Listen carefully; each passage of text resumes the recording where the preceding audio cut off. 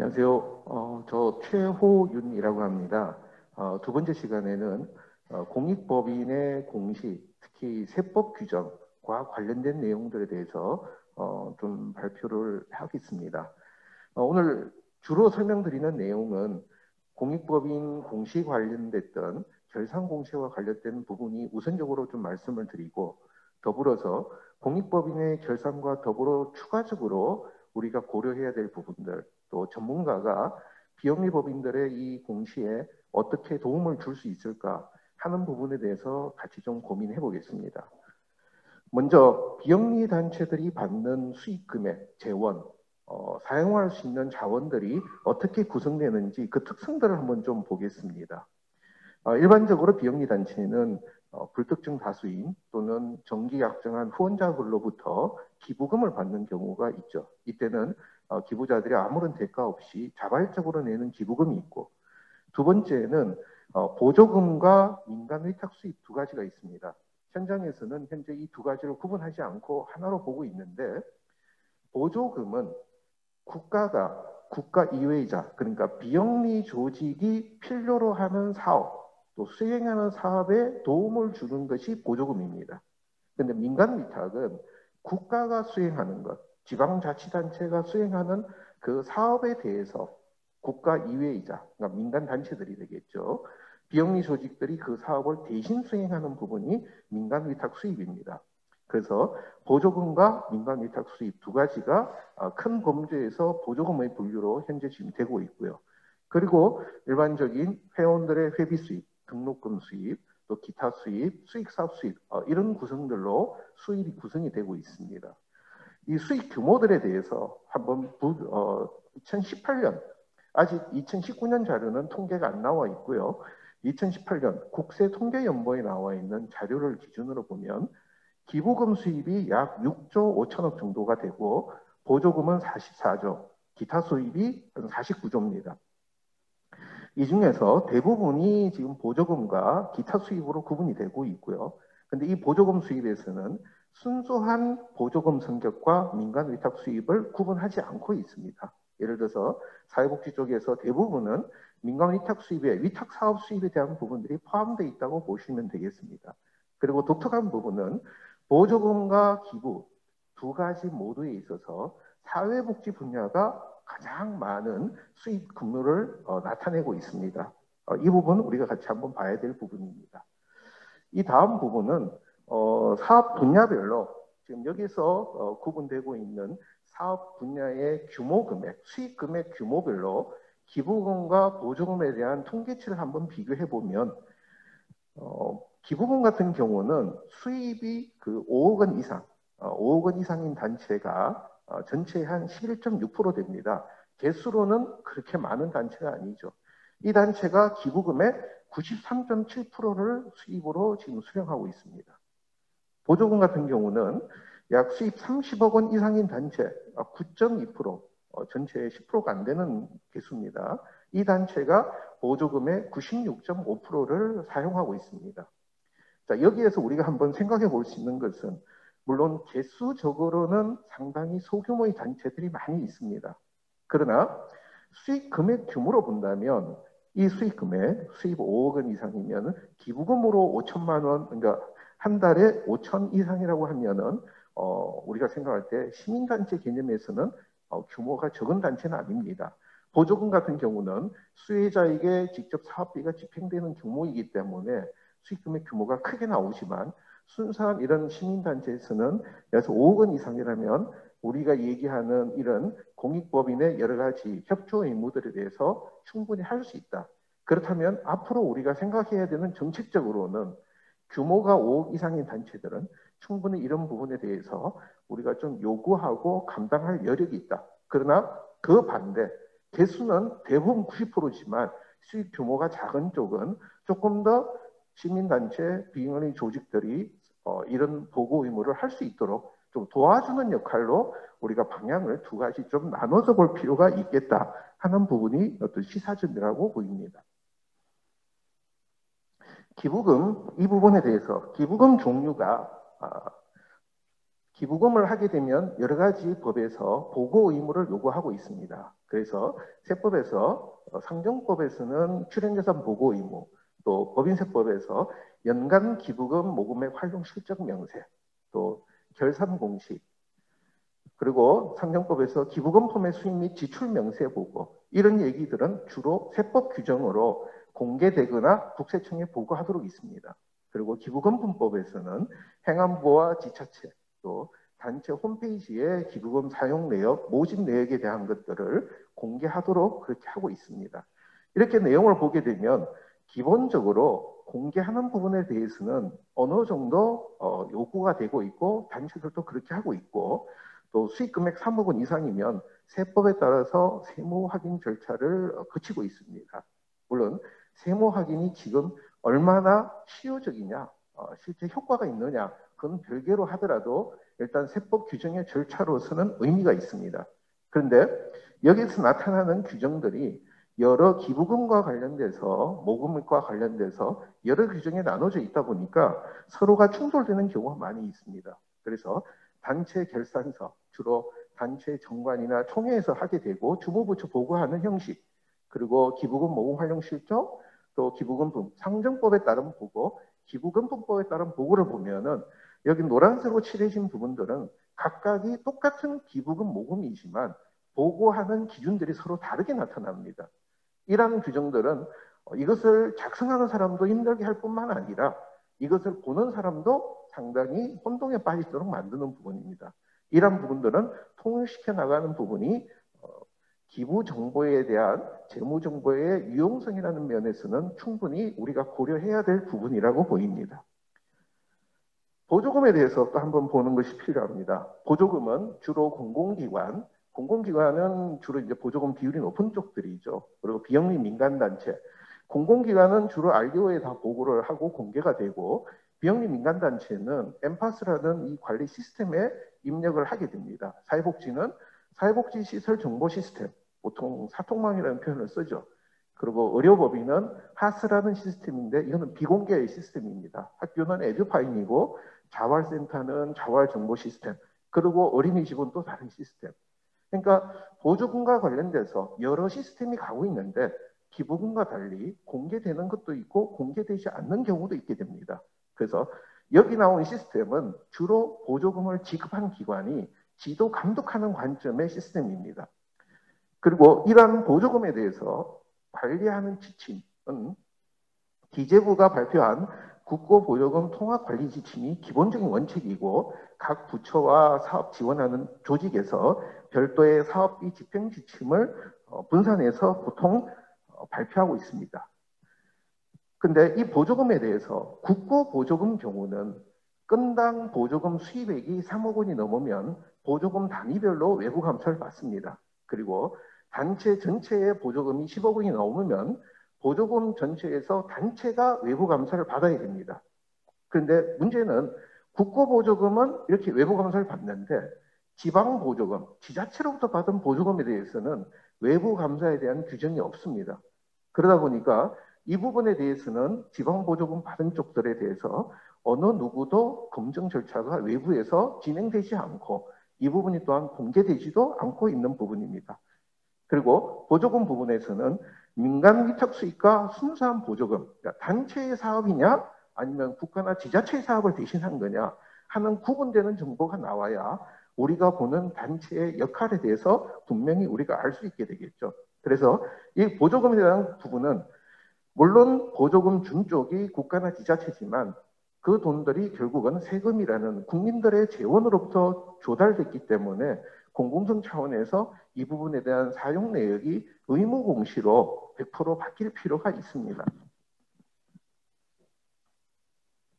보조금과 관련된 부가가치세 부분입니다. 우리가 얘기할 때 보조금은 정부나 지자체가 지원을 하고, 직접 사업자, 보조 사업자, 보조금 사업자, 직간접 보조 사업자가 나옵니다. 보조금을 사용하는 단체죠. 그래서 여기에 대한 보조금은 성격이 일반적인 지원, 여기는 용역이나 재화의 공급 대가가 아니니까 부가세하고는 전혀 무관합니다. 근데 민간 위탁 사업 중에서 이 두 가지 성격이 다르게 됩니다. 하나는 단순하게 대신 수탁 사업을 진행하고 국가나 지자체를 대신해서 실비 정산하는 경우는 이 부분은 용역의 공급 대가로 보지 않고 국가의 사업이기 때문에 부가세 면세가 됩니다. 부가세가 해당이 되지 않죠. 근데 민간 사업에서 재화나 용역을 공급하고 나분양의 이 부분에 대해서 별도로 본인의 어떤 수익이 되는 경우들, 이 경우는 부가세 과세 대상이 됩니다. 그래서 보조금 민간 위탁 사업은 부가세 과세 대상되는 것과 비과세되는 부분이 있는데 현장에서는 이 중간 지원 조직이 주로 간접 보조금을 지급하는 경우 대부분 세금 계산서 발행을 요구하거나 아니면 당신들이 매입세 공제를 받으니까 이 부분에 대해서는 부가세를 자부담으로 해라. 이런 요구들을 현장에서 지금 많이 하고 있습니다. 그래서 이 부분에 나타나는 이유들은 주로 중간 지원 조직의 담당자들이 이 부분을 충분히 인지한 것이 아니라 대부분 2, 3년마다 교체되는 현장에서 단체에게 요구하면 보조금 받는 사람 입장에서는 어쩔 수 없이 따라가게 됩니다. 그렇게 되면 결국 보조금을 지출하면서 보조금의 한 10% 정도가 보조금 지원 효과가 상실돼 버리죠. 그래서 이 부분들은 보조금 통합 관리 지침 또 그 집행 기준에 부가세 처리에 대한 부분들이 명확하게 명시되어 줘야 이 보조금 받는 비영리 조직들이 이 부분을 제대로 처리할 수 있다고 보입니다. 그래서 수익 금액에 대해서 이 정도로 보고요. 그다음에 공시와 세법 규정 이 부분은 주로 결산 공시와 관련된 얘기를 먼저 좀 말씀드리겠습니다. 먼저 공익법인 회계 기준이 나오게 된 배경을 한번 보시게 되면 비영리 조직의 공통된 회계 조직 기준을 만들려는 시도가 우리나라에서 2000년부터 2003년, 2013년, 2017년 이렇게 그 한국 회계 기준은 옛날에는 회계연구원이었었죠. 그쪽부터 여러 가지 시도들이 계속 되어 왔습니다. 그런데 이런 지침들이 공식적인 법적 강제, 구속력이 없다가 보니까 기재부에서 아니면 회계기준원에서 이렇게 했던 얘기들을 다른 부처에서는 야 이거는 기재부, 금감원 쪽 개념의 일들이지 않느냐, 당신 부처에서 할 일이지 왜 우리까지 감독하려고 하느냐 하는 부분에 대한 반발이 있었고 또 강제력이 없었고 그리고 단체에서는 이게 불편하고 또 우리와 다르다라는 부분 때문에 실제 상당히 반발이 많아서 회계기준원에서 이렇게 연구원부터 만들긴 했지만 현실에 적용은 잘 안 되었습니다. 그러다가 2015년 한국일보에서 언론에서 비영리 법인들 결산 공시가 엉터리다 뭐 이런 얘기가 나오고부터 공통된 회계 처리 기준이 필요하다. 그런데 어디다 들어가면 좋을까? 모든 공익법인들에게 공통 적용되는 규정은 세법이니까 그러면 세법에 이 회계 기준의 근거 규정을 만들자 하면서 상정법에 그 규정이 들어가게 된 겁니다. 그런 관점이다 보니까 회계 규정이 세법의 근거를 두고 있다 보니까 현실적으로 물론 상당히 조심이 되지만 많은 부분들이 세무적 관점에서 이 회계 규정의 얘기들을 자꾸 하게 됩니다. 그럼 세무적인 관점의 공시와 회계적인 관점의 공시가 서로 충돌되는 지점이 이 결산 공시에서 수시로 지금 계속 나오고 있는 부분이죠. 그런 부분들에 대해서 같이 보도록 하겠습니다. 기부금 관련돼서 우리가 보고하는 부분은 3월 달에 법인세 신고하면서 기부금 받아서 움직인 수익에 대해서 고유목적사업 준비금을 보고하고 3월에 또 출연예산 보고하는 시점 그리고 4월에 결산서를 공시하는 이 크게 세 가지의 보고 차원이 있습니다. 고목준비금 관련돼서는 이거는 과세관청에서 수익사업 과세하는 관점입니다. 그것이 재원이 출연재산이든 보조금이든 회비든 이게 출연재산과 상관없이 어디든 수익사업 과세 표준이 나오면 다 여기는 대상으로 하고 있습니다. 그래서 일반 법인세 계산 구조를 채택하고 있는 반면에 출연재산 보고에서는 증여세가 비과세된 출연재산을 재원으로 한 부분만 관리 대상으로 합니다. 그러다 보니까 예를 들어서 법인세 신고하면서 협회에서 회비로 조성된 비용으로 임대사업을 했다. 그러면 고목준비금에서는 보고 대상이 되는데 출연재산과는 전혀 무관한 부분이 되죠. 그리고 또 하나의 특징은 출연재산 보고 자체가 현금주의입니다. 이것은 들어온 기부금을 어떻게 쓰느냐라는 관점이다 보니까 우리가 얘기하는 발생주의 비용이 중심이 아니라 캐시가 어떻게 사용됐느냐 현금주의 관점입니다. 그런데 4월에 나오는 결산 공시는 이 부분은 발생주의 복식보기로 회계 처리를 하면서 단체의 성과를 보여주는 거죠. 활동 결과를. 그러다 보니까 거기는 발생주의 회계 처리 관점이 들어갑니다.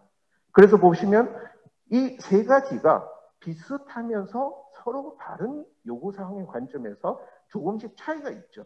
이런 차이점들이 보완되지 않는 상태에서 나오는 정보를 일반인이 볼 때 상당히 혼란과 필요한 정보가 제대로 전달되지 않는 문제점이 현재 발생되고 있는 부분입니다.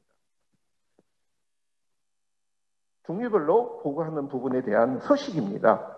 고유목적사업준비금 관련돼서는 고목준비금의 조정명세서, 또 연간기부금, 이것도 법인세법에 나온 거죠. 그러니까 이런 서식들이 있는데 제가 여기에 붉은색으로 좀 표시한 양식들이 있습니다. 이 양식들은 말씀드린 같이 서로 다른 관점에서 보고하는 양식인데 그 유사한 정보들이 각각의 보고 단위마다 지금 제출되도록 되고 있습니다. 그렇게 되니까 정보 이용자들 입장에서는 이 양식에 나온 숫자와 저쪽 결산서류 공시에 나온 양식이 서로 다르다. 이게 뭐냐? 그리고 3월 달에 출연자산 보고한 부분과 또 기부금 분법에 나오는 기부금 사용 실적 보고와 결산 공시가 또 다르다. 이게 뭐냐? 이거 엉터리이지 않느냐라는 오해들이 나오게 되는 게 지금의 현실입니다. 이번에 정의연 사태와 여러 가지 이제 이런 원인들 때문에 그동안에 하지 않다가 국세청이 전체 공익법인의 출연자산 보고에 대해서 전수조사로 시스템을 돌렸습니다. 그래서 그 시스템을 돌리고 각 단체마다 신고한 내용에 이러이러한 오류가 있다, 수정해달라고 했는 내용들이 그 중에 좀 특이하게 공통된 패턴들을 몇 가지 좀 뽑았습니다. 그래서 2019년 결산 공시 오류에 대해서 수정해달라는 지적사항들입니다. 첫 번째, 출연자산 보고 금액과 결산 공시 금액이 서로 다르다. 금융자산 금액, 기타자산 금액, 주식가액. 이 부분은 그냥 단체가 오류로 된 거니까 이거는 단체가 맞춰주면 되는 부분입니다. 그 다음에 연간 기부금 모금액 활용 실적 명세서 기부금액이 이거는 법인세법 따라서 3월 달에 신고하는 양식이죠. 결산 공시한 금액에서 나오는 기부금 금액이 서로 다르다라고 하면서 이제 오류로 나온 겁니다.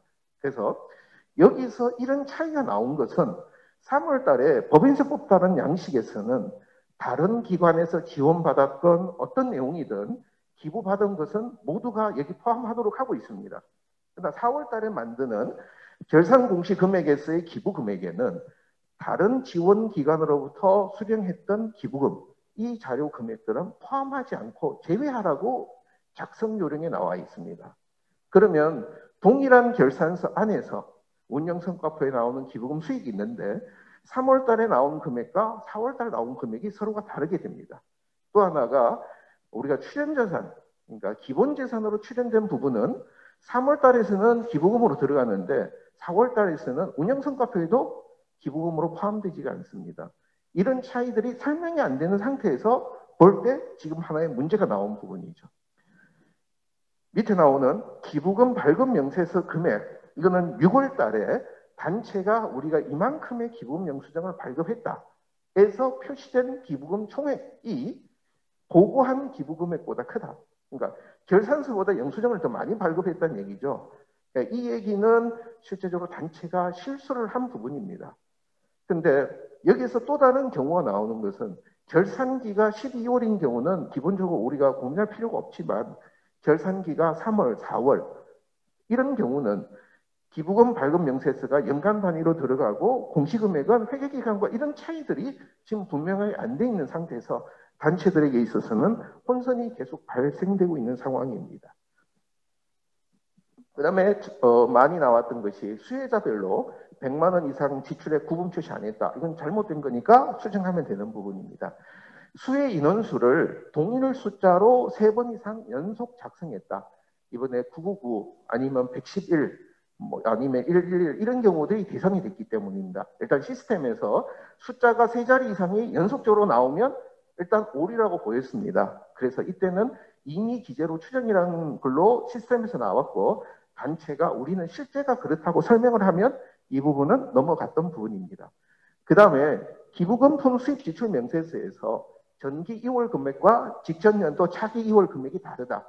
자, 이 부분은 단체가 계속 정확하게 해왔다면 차기 2월이 정확하게 돼야 됩니다. 근데 이 차이가 나는 이유는 2018년까지는 기부금 관련돼서 제대로 작업을 못하다가 2018년까지 못하다가 19년도에 수정을 했다. 그러면 2월 금액이 차이가 나겠죠. 그러니까 그런 것이 원인이 될 수도 있고 단체가 제대로 안 했기 때문에 나온 원인도 있습니다. 아마 이것은 이제 제대로 맞춰가는 과정에서 나온 원인이라고 보이고 기부금과 운영성과표 금액이 다른 것은 단체가 기본 순자산이 포함됐느냐 안 됐느냐 이런 얘기들이 포함되는 겁니다. 그리고 2천만 원 이상 출연자 명단 이 부분은 오류니까 그냥 수정하고 됩니다. 그 다음에 이 부분이 또 하나 이제 큰 이슈가 됐던 부분입니다. 운용소득 금액이 전년도 운용소득으로 공시한 금액이 정기에 공시한 금액과 다르다. 이거는 본인이 보고하면서 잘못된 거 이거는 수정하면 되는 부분이고요. 많이 나왔던 부분이 법인세 신고한 각 사업연도 소득과 운용소득이 다르다. 앞에서 말씀드린 같이 법인세 신고할 때 각 사업연도 소득은 출연재산과 무관하게 수익사업에서 발생한 금액을 대상으로 합니다. 그런데 공익법인 여기에서 신고된 이 부분은 출연재산을 재원으로 한 것이기 때문에 결론은 법인세 신고 금액과 같거나 작을 수밖에 없게 됩니다. 그 부분을 동일하게 봤던 부분이고 그리고 고목준비금 가세액이 법인세 신고 시 송금산입액과 다르다. 이 부분도 마찬가지로 법인세 신고할 때는 재원이 어떻든 수익에서 나온 부분에 대해서 50%, 80%, 100%의 고목준비금을 설정하는 반면에 결산 공시할 때 나오는 운용소득은 출연재산을 재원으로 한 부분만 해당이 되죠. 예를 들어서 배당 수익이 있을 때 5% 초과에 대해서 증여세를 부과받은 그 주식에 대한 배당금은 결산 공시하는 운용소득에서는 해당되지 않는 차이입니다. 이런 부분들이 좀 더 이제 양식이 더 정교화지도록 고쳐져야 될 부분이 되겠습니다. 그리고 운영성과표와 재무상태표 공시금액 다르다. 이것은 단체의 단순한 실수라고 보입니다. 운영성과표 기부금과 기부금품 모집의 기부금의 차이. 이거는 기본순자산에 대한 원인들로 차이가 나옵니다. 그래서 여러 가지 경우들이 나온 얘기들을 좀 더 정리 한번 해보면 이러한 오류 발생 원인은 결국 같은 정보를 다시 재작성하면서 또 미미한 서로 차이가 있는 부분들이 충분히 설명 안 되면서 여기에서 이 차이를 알 수가 없으니까 여러 가지 오류라고 문제가 나온 부분입니다. 그리고 결산 공시 양식과 직접 관련된 건 아니지만 우리가 좀 봐야 될 거는 지정기부금 단체와 공익법인 등의 범위가 서로 다릅니다. 현재. 예를 들어서 지정기부금 단체는 법인세법 시행령 39조, 소득세법 시행령 80조에 열거되어 있습니다. 근데 공익법인은 법인세법 시행령 39조 중에서 1항 1호만 해당이 됩니다. 소득세법 시행령은 80조 1항 5호만 해당이 됩니다. 그러다 보면은 저 1항 1호에 해당되지 않는 공익신탁 사회복지시설의 기관, 사회복지시설이죠. 이 경우는 지정기부금을 받을 수는 있지만 공익법인은 아니다는 문제가 되어버립니다. 그래서 여기는 기부금을 받지만 출연재산 보고 공채의무 대상이 아니라는 얘기가 나올 수가 있습니다. 현재 규정으로는. 사회복지법인의 모 법인은 보고를 하지만 시설 단위로는 요구할 근거 규정이 없다는 얘기가 되죠. 또 하나가 기부금을 받으면 받았는데 공익법인이 아니니까 증여세 부담 의무가 또 발생이 되는 부분이죠. 이런 부분들은 기부금 단체 범위와 공익법인의 범위를 일치시키는 필요가 있습니다. 그리고 회계 보고할 때 주로 보면 우리가 지정기부금 관련돼서는 어떤 사업이라는 개념으로 얘기하는 반면에 공익법인은 이러한 사업을 하는 자, 또 회계 기준에서는 어떤 법인 실체의 개념으로 하고 있습니다. 이런 개념이 좀 일치가 돼야 되고 앞에서 말씀드렸던 차이점들이 예를 들어서 사회복지법인, 사회복지시설의 기관, 기부금은 각각 다 받을 수 있습니다. 근데 보고할 때는 사회복지법인의 모 법인에서 모든 걸 총괄할 거냐, 각자가 할 거냐. 똑같은 문제가 학교법인, 사립학교, 산학협력단 얘기해서 동일하게 나오고 의료법인과 의료기관에서도 동일한 문제가 발생이 되고 있습니다. 그래서 이 부분은 법적 실체 관점에서 보고 주체의 범위를 좀 일관화시키는 필요가 있습니다. 그리고 그 결산 공시하면서 앞에서 모두에 말씀드린 것 같이 공익법인 회계 기준이 세법에 들어가 있다 보니까 결산 공시, 공익법인 회계 기준을 적용한 서류 양식의 상당 부분 재무정보의 유용성보다는 실현재산 관리 국세청의 규제 감독 관점의 정보들이 들어가 있습니다. 그래서 3월 달에 국가가 실현재산 관리하는 관점에서 3월 달에 출연재산 보고는 그건 국가가 원하는 방식대로 해라. 그러나 4월 달에 결산 공시하는 것은 단체의 결산 정보가 공유되는 재무정보의 유용성이 나오는 정보로 좀 더 집중해야 되는 점이 필요하다. 그리고 두 번째는 공익법인의 주요 의사결정 과정을 공개하도록 공시정보에 들어가는 것이 좋겠다. 왜냐하면 단체의 재단법인의 이사회가 언제 열렸는지, 몇 명이 있는지, 또 사단법인이 있을 때 그 사단법인 총회에서는 5명이 모여서 20억, 30억을 결정한 건지 아니면 50명, 100명이 모여서 한 건지 이 부분은 그 조직이, 공익법인이 얼마나 공정하게 움직이느냐는 것을 볼 수 있는 부분이 되죠. 그 다음에 단체 설립 유형을 지금 현재 있는 양식에는 민법상의 사단법인, 재단법인, 그리고 비법인 단체, 공공기관, 나머지는 다 기타입니다. 그러나 우리가 보는 것 같이 대부분은 사회복지법인 상당히 많은 공익법인입니다. 의료법인, 학교법인 이런 경우를 특별법에 따른 이 법인 상당히 많은 부분 또 보신 것 같이 수익금액에서도 보조금과 기타 수입이 훨씬 큽니다. 그런 단체의 사업 유형들을 구분 안 하니까 설립 근거 유형을 나중에 나오는 통계 정보가 우리가 좀 의미 있는 정보를 찾을 수가 없는 부분입니다. 그래서 이런 부분들도 민법상 법인 구분 이외에 특별법에 따른 기준으로서 이 부분이 좀 더 분류가 추가돼야 유의미한 정보를 볼 수가 있겠다 하는 경우입니다. 그리고 공익법인 결산 공시하면서 단체들이 가장 어려워하는 부분입니다. 그리고 언론이나 사회도 오해하는 부분입니다. 우리가 주식회사는 회사가 만든 결산서가 다트로 그대로 올라갑니다. 감사보고서도 다트로 작성된 대로 움직이고 있고 그러다 보니까 공시된 자료 이퀄 단체의 결산서입니다. 회사에. 그러나 비영리법인, 공익법인 같은 경우는 단체 결산서를 올리는 것이 아니라 다시 한번 편집해서 재가공해서 올립니다. 그러는 과정에서 옮겨 적고 필요한 부분에 대한 것들을 계속 오류가 나오죠. 그렇다면 이 부분이 개선돼서 공익법인 결산 공시는 단체가 만든 결산서를 그대로 공개하는 것, 본문 공시나 주석 공시 두 가지로만 나눠서 있는 그대로 나오는 것이 필요하겠다. 그리고 회계 단위 간의 내부 거래, 공익법인 회계 기준은 공익 목적 사업, 기타 사업 부문 간에 있을 때 내부 거래를 제거하고 통합을 표시합니다. 근데 결산 공시 양식에는 이런 부분들이 없습니다.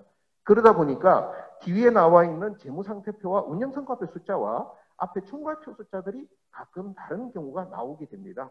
이런 부분들은 국세청에서 조금만 손을 보면 가능할 부분이 됩니다. 그리고 가장 이제 단체가 어려워하는 부분입니다.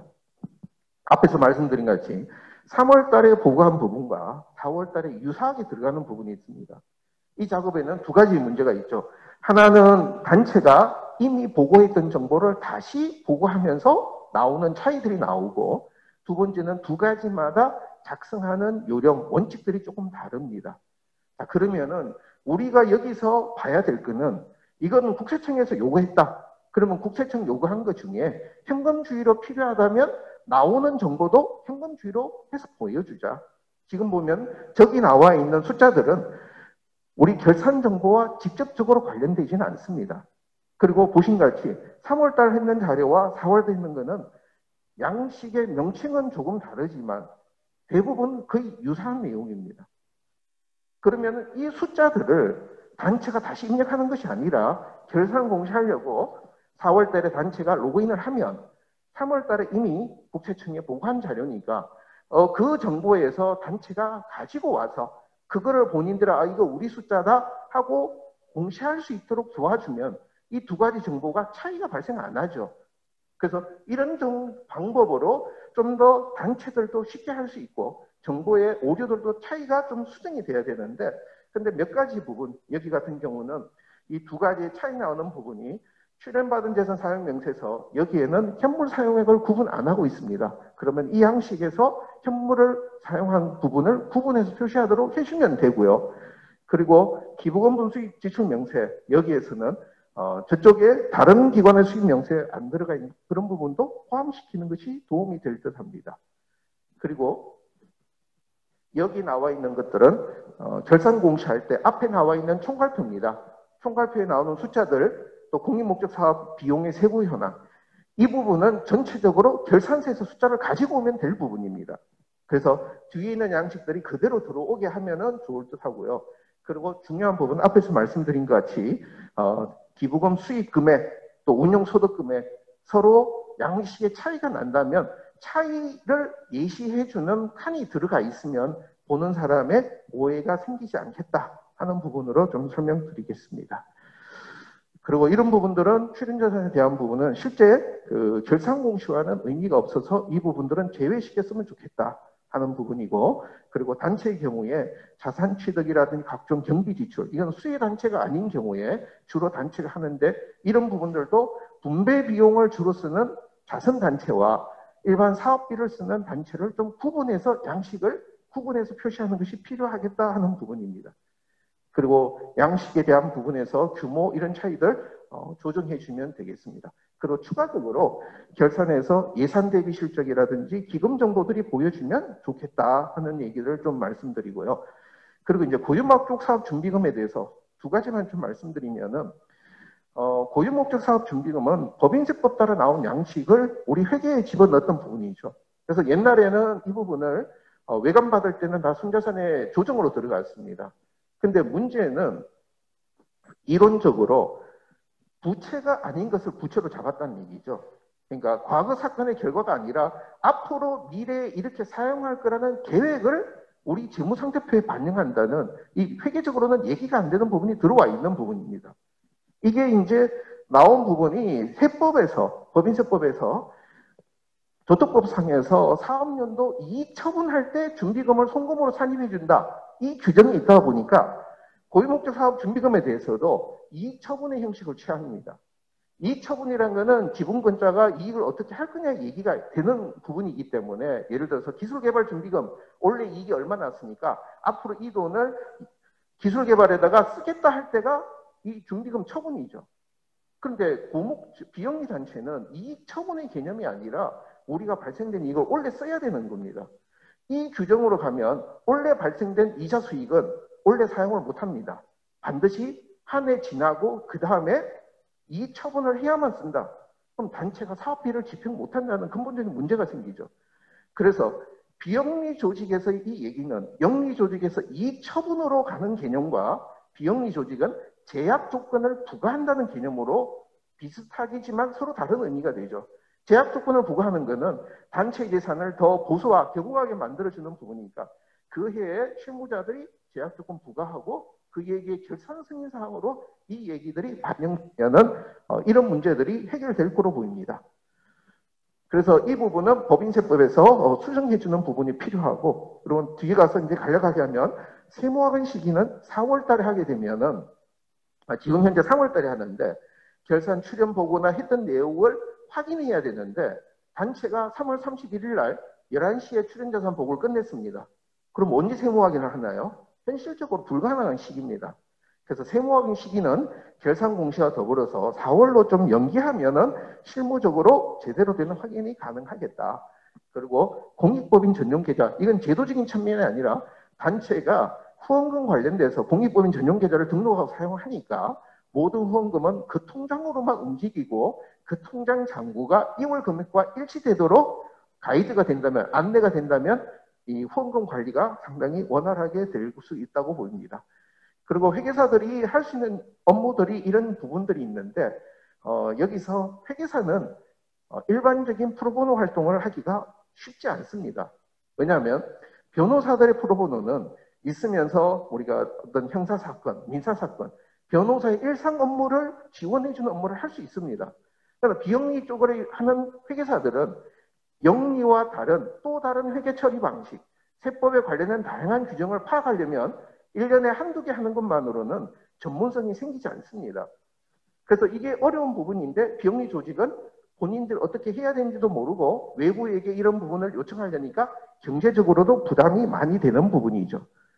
그래서 이 부분에 대해서 우리가 좀 고민하고 개선하려면은 현재는 감사 업무만 나와 있습니다. 이 부분에 대해서 감사를 한다면 외부 조정, 외부의 조회부터 시작해서 상당히 시간 투입이 많이 들어가는데 그런 부분에 대해서 감사 절차를 좀 약식화하는 리뷰 절차로 단체의 결산서를 제대로 만들어 도와준다면 회계사들이 이 부분에 대해서 조금 더 많이 투입되고 이 분야에 활동을 할 수 있는 어떤 여건들이 조성될 수 있다. 그렇게 될 때라야 많은 논의가 되고 전문가 그룹이 형성될 수가 있다고 보입니다. 그래서 이런 작업을 하려면 회계사들이 관련 분야에 대한 법도 공부 많이 더 해야 되고 관련된 규정도 보고 그리고 주기적으로 포럼이나 세미나 쪽으로 이런 결과들도 많이 활용하는 부분들이 필요하다고 보입니다. 예. 제가 발표한 부분은 여기까지 하고 마무리하겠습니다. 네, 감사합니다.